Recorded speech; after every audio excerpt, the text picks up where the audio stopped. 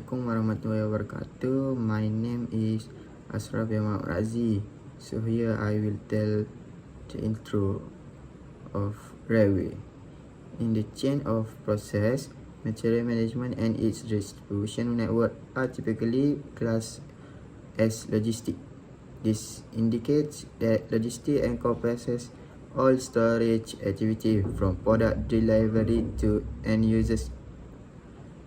Other than that, nowadays, logistic activity is a very crucial to move things from one location to another because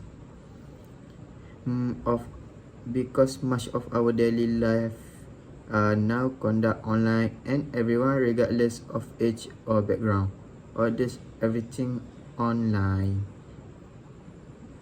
The flow of goods is an important part of operation and planning. The transportation system aids in the movement of goods from their point of origin to their final destination. The movement of goods is the process of moving goods from another location to another in order to ensure that a product is available when it's needed at the right time and the right place. Now we will go over how we want to transport the train and its rail equipment from China to Malaysia with some explanation to aid comprehension. From the chart, we can see that the train and its railway equipment will be shipped from China to Malaysia by sea shipment. Sea shipment is one of the best options for transporting the equipment that is ideal for long distance transit. The method of transport is also suitable for large things that would be more expensive to send by air, and it can simply be transferred from ship to truck or train to further inland travel. So, using this method, the train and its equipment can be shipped from China to Malaysia, can keep the equipment in a big storage area. This shipment method is also convenient because it allows people to ship any type of item, including liquid, batteries, and other items without risk of harm. Next, the shipment will be done in a stage. It is because train and the equipment are long and fragile they are not suitable to ship the whole equipment just by using cargo that might put the ship in a risk. By delivering the railway track in a stage to Malaysia, the assembly procedure must be complete there before it can be launched. It will take time to arrive in Malaysia because it predicted that the time for the equipment to arrive from China to Malaysia will be around 2 or 3 weeks or perhaps longer. This is because of a few factors such as the issue of management in handling the cargo, delayed shipment, and depending on the weather. Even though using this method will take time, the train and its equipment are guaranteed to arrive in safe condition within time. Sea transportation is a cost-effective, eco-friendly, and timely approach to increase shipping capacity. Next, I will continue with the information's movement. So the first one is export haulage. This is the initial phase which entails transferring equipment such as railway track from their original source in China to the freight forwarders warehouse and arranging for the buyer's commodities to be exported.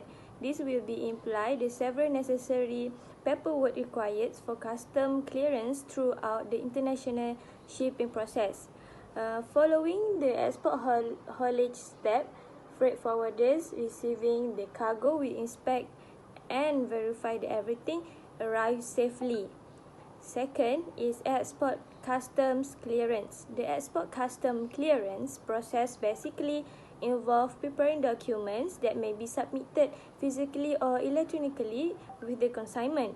So this helps concerned authorities to calculate the taxes and duties that will be charged on the cargo. The type of documents required for custom clearance usually depends on the type of goods that is being shipped. Besides that, it may also depend on the country of origin and the destination of the cargo. However, there are a set of general documents that most businesses need to comply with when exporting goods. The third one is origin handling. The railway track will be unloaded from the warehouse, examined and verified against their booking paperwork. So once all the document has been reviewed and approved by government agencies, the containers will be loaded onto the main ship at the container yard, which will then depart for the destination. Then cranes carry 480-foot sections of high strength, head hardened continuous cast rail from a ship at the port to shuttle cars, which is able means of transporting railway track. Next is import custom clearance. So importers must get informations on the items to be imported into Malaysia, whether they are subject to any duty or tax, by acquiring the relevant tariff code for the commodities once the train equipment arrive in Malaysia. So the next step is to see if the items required an import permit or approval from the other government agency, OGA, or the permit issuing agency, PIA. So before any importation, a permit or approval must be obtained. So the importer must prepare the paperwork that must be submitted to a customs officer who is authorized to access any declaration made by the importer.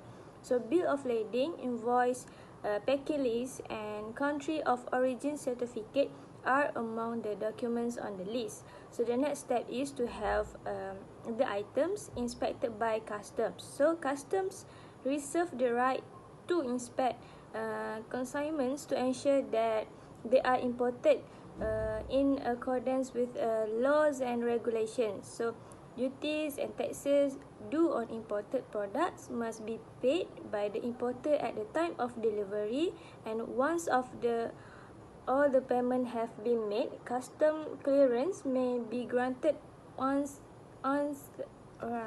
Next is destination arrival and handling. So once the cargo arrives safely, the train and its railway equipment will be delivered to the customer or an agreed upon delivery location. So this stage comprises a wide range of procedures. So at this point, freight forwarders will get all the cargo documents, including pending papers, carrier bills, and more. So this process is always handled by the freight forwarder. And the last one is import haulage. So the final phase in the freight forwarding process is the transfer of cargo from the import warehouse to the right final destinations as the address given. Hi and Assalamualaikum. My name is Aida Nur Akila and I will continue about the money or capital movement. To ensure that everything runs smoothly, a great deal of money and capital movement must be invested as follows. First is custom brokerage. An individual, partnership, association or company allowed to assist an importer and exporter. So go through a lot of custom procedures, hiring a custom broker.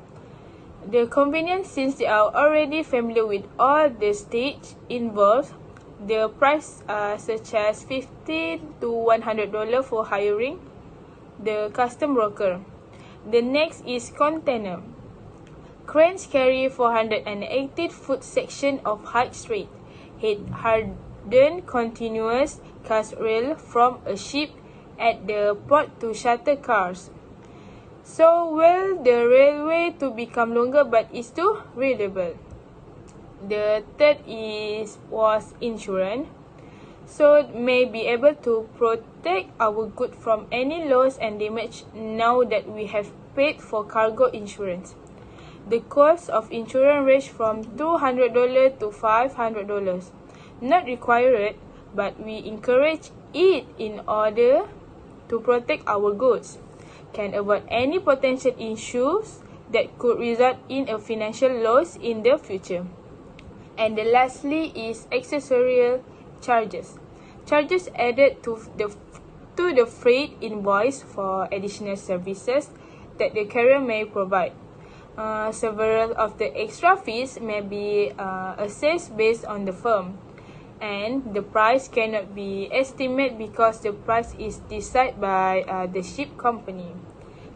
That's all from me. Thank you, and then I will pass to the next presenter. Yusof. So I am responsible to present to you about safety consideration.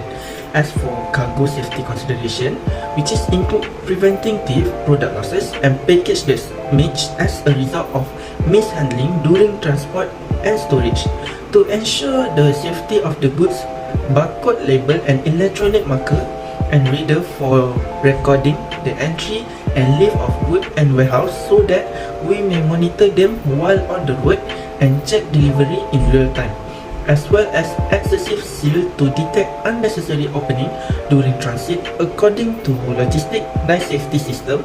Using the logistic safety system, it can track cargo at all time and receive timely confirmation of its transportation and delivery. If sensors are added to packaging to warn of rough handling and likely content damage, many additional expenditure and delay in handling the storage will be avoided. So next is theft and accident. One way to secure product is to take preventive measures such as theft and accident insurance, which prevent companies from being held liable for any damage incurred. Insurance is purchased by business to protect their profit against unexpected hazard or catastrophe that may develop during the storage and transportation of goods. International cargo insurance cover all risks, including total loss, specified damage and salvage fees.